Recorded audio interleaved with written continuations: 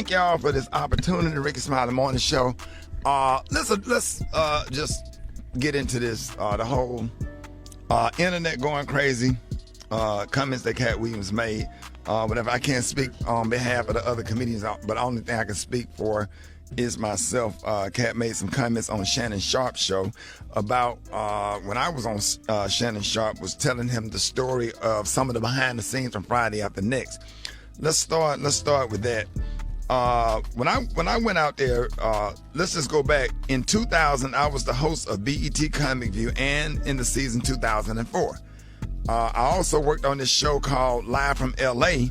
That was my first job with BET, and that's where I met Ice Cube, if I'm not mistaken. And Ice Cube was like, hey man, I like your work. I want to do some stuff with you. I want to put you in some movies. And Ice Cube started putting me in movies, which really helped my career. I was in All About the Benjamins, but of course, when they changed the ending of it, that part didn't make any sense. But then he put me in Friday After Next.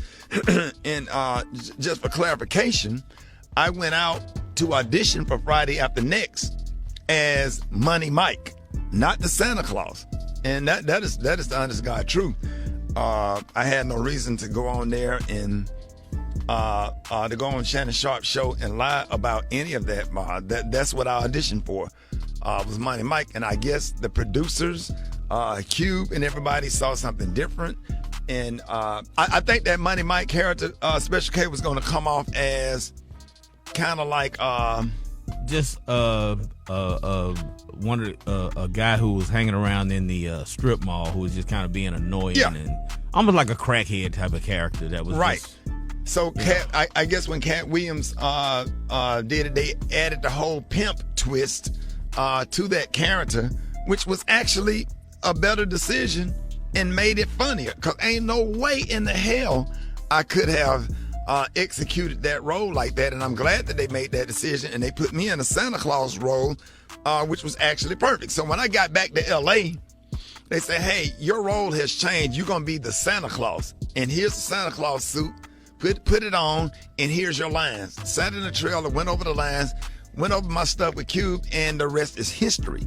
Had no reason. I just want to clarify that. Had no reason to lie about that. As a matter of fact, my manager at the time, Gary Abdo, who is still one of my best friends, who also helped start my career, and he's the owner of the Atlanta Comedy Theater in Atlanta. We got him on the phone. Just to clarify, Gary Abdo, good morning. Good morning, Ricky. How are you, my friend? Oh, I'm good, man. Just for clarification, you was my manager at the time. We went to LA together for the audition. Cube wanted to see us. What is your version? Yeah, well, we're old, and that was 23 years ago. So, our memories are what our memories are. You went out, you auditioned, they wanted you to play Money Mike. That was the sides that they had sent. The sides are the portion of the script for the part they want you to play. Those were the sides they sent. That was the audition you did. They said, great, we want you to play this role. My recollection is you had to go back and read for the execs from the studio one final time. And the night before that, we got different sides, and they said, no, we want you to play this role. And we didn't understand it. We really were under the impression, well, you had the role as Money Mike, but then all of a sudden they switched it up. Now we understand why. Katt came in, blew them away. He's an incredible performer. That was probably one of the most iconic breakout parts in movie history. I mean, that was literally Katt's first movie. Friday was not Chris Tucker's first movie. Next Friday was not Mike Epps' first movie. For that to have been Katt Williams' first movie, and he exploded. I mean, that literally made him an iconic touring comedian, one of the biggest to do it in this generation. And, the rest, as they say, was history. But, yeah, absolutely, without a doubt, you were auditioning for Money Mike. We were told you had the role, and then that switched up overnight. And I'm glad I ended up being the Santa Claus, because that role was iconic and not as funny as his. I like the pimp. I personally like the pimp better, but the Santa Claus role was just perfect for me. At the time, I was skinny and could run fast, so. And you could squeeze over that gate. So, yeah, that was the... I just wanted to clarify that. And then there was no contract ever in agreement with the first Sunday movie, because that was a whole different production directed by who just directed my Netflix special, David E. Talbert, about me playing Bernice Jenkins. That's something that David called me personally.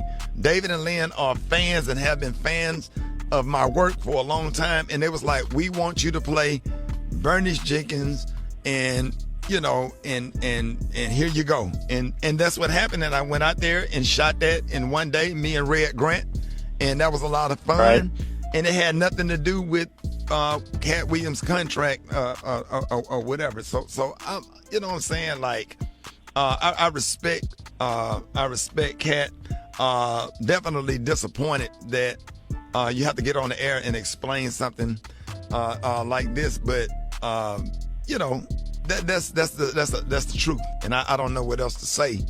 So there it is. There's not much else to say. It's indisputable that Katt played that role, killed it, built an entire career out of that one role that all of us look at and go, wow, that's absolutely amazing. But it's also indisputable. You were auditioning for Money Mike. We were told you had the role. You just had to read one more time, and then that switched up. And the crazy thing about it is we had a conversation when it came out. He said a lot of this 12 years ago, and we had a conversation because I was on 14th Street in Atlanta, right by the Four Seasons Hotel, and I was driving down the street with my granddad in the car, and I saw Katt Williams going across the street on 14th Street, and I said, Katt, what's up? Whatever. I just wanted to make sure we was good. He said, come over and have a cup of coffee with me, because he was walking over to Starbucks. And I went over and he went in there and got the coffee. We was chopping it up or whatever. Just didn't even really talk about the issue or whatever. I said, hey, man, I want you to come out and say hello to my granddad. My granddad is a fan. He came out to the truck. I'll never forget, I was in my Ford F-150, and I came out and spoke to my granddad. He hugged my granddad and wished him well. My granddad was like, keep doing what you're doing, young man. My granddad was living at the time. It was just me and my granddad in the truck, and we dapped it up, and that was it. I mean, that was it, and I thought that we were good. I didn't know that we had any issues, and if there are any issues or if there's anything that I've done, not only to Katt Williams, to anybody, I apologize, and I'm not perfect. I made mistakes, but I did. That's just the honest to God truth. And I did audition for what I auditioned for, and I'm glad that the producers made that decision. And let me address all of the things with Gary. You can help me out with this, because comedy greats like Flip Wilson played Geraldine, Richard Pryor played some roles on his show. Jamie Foxx played Wanda. Martin played Shanae. I did Bernice Jenkins. Tyler Perry did Medea. It's a lot of comics and a lot of comedy greats that did characters for the sake of funny, for entertainment, for the sake of the laugh.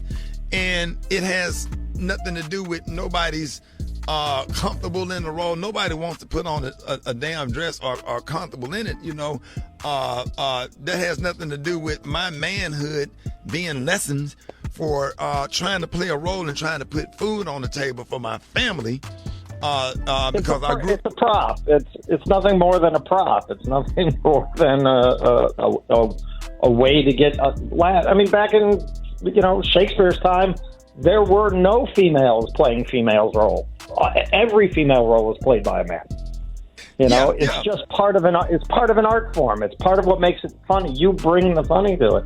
I wish that I'm sure you remember. People don't know about this. The pilot that you shot for the Kings of Comedy TV show, Bernice Jenkins had a whole sketch with Medea. Yeah, People I did don't a even sketch know with my dear Me Earthquake, Tyler Perry, Niecy Nash. We did a thing called The Pew. It's supposed to be like The View, but it was a church-based version of The View, and it was just comedy great to see Bernice Jenkins, the character, and Medea. And I started off doing Bernice Jenkins doing prank phone calls on the Buck Wild Morning Show in Birmingham, which spinned into, hey, I think you should do a character. This would be a great character for this role. So we were all in our 30s, late 20s, doing what we had to do in order to be successful. Now that we are older, I'm comfortable in my job in radio. I'm comfortable in, the roles that I get and the things that I get to do. And I just finished a phenomenal comedy special. So the statement about Rickey Smiley is not funny. I've been sold out since 97. That part. Every single show I have done since 97, maybe not big arenas, but I pack up those theaters and have to add shows in comedy clubs. And between radio and all of that and raising a family, I'm comfortable with. What makes me sad, I don't like the way that made my kids feel. And that's why I'm not gonna, go after him, because he has kids and family members and nieces and nephews also, and it hurts our family members and people that do love us when we say hurtful things about each other. So we want to wish Katt Williams the best or whatever. It ain't nothing but love over here just because we don't agree. Arnez J and I had beef for about 20 years, and I end up sitting next to him on a plane.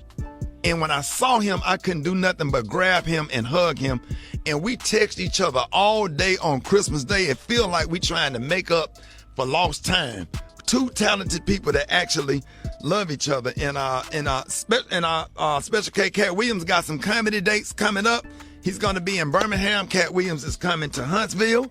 I want y'all to go out and support him. I want y'all to pack those damn theaters and show nothing but unconditional love to him and to any comic that come into our space, Birmingham, Huntsville. That's like my area or whatever, where I grew up or whatever.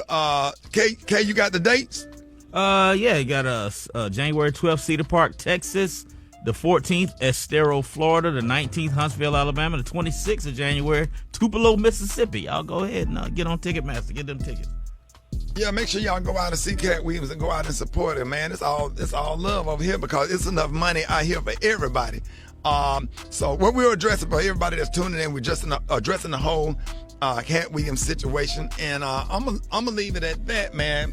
Because here's the thing: what we all need to understand. Here's what we all need to understand. You know where you've been, but you don't know where you're going, and you don't know who you're gonna need. And I promise to God, if there's anything that he or anybody in his family, on his staff ever need, we'll be there.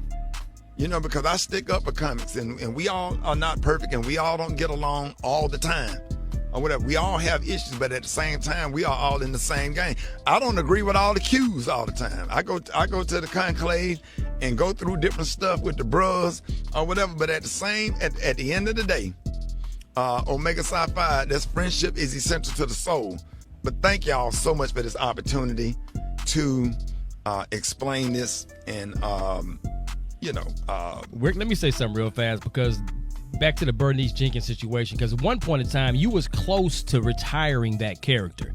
Yeah. And that showed, that's comedy genius to me. That shows your versatility as an entertainer. And I'm glad, and I think we all can speak for this, I'm glad that you didn't retire Bernice Jenkins, because that's comedy Hall of Fame type stuff, man. So be proud of who you done, what you've done in your career, and the versatility of your skill, man. That is what it is.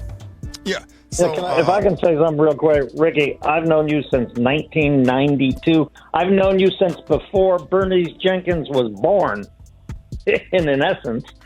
And I couldn't be prouder of all the work you've done. You've always worked so hard.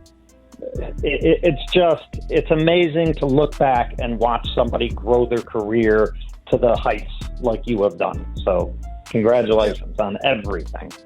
Yeah, and the thing about it is, we employing people, we feeding, supporting the whole girls' school over in Kenya, doing great things in the community.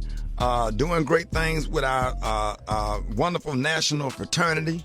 And then, you know, the thing about it is it just came at a crazy time. You rolling the dice, gamble your life with your heart and your freedom. You breathe with them, I don't fucking need them. See, I know these hoes stay scheming. Gon' fuck around and find out your baby mama with your brother cheating. Damn. I don't have no friends on me. All of them done turned on me. I know niggas is plotting on me. That's why I keep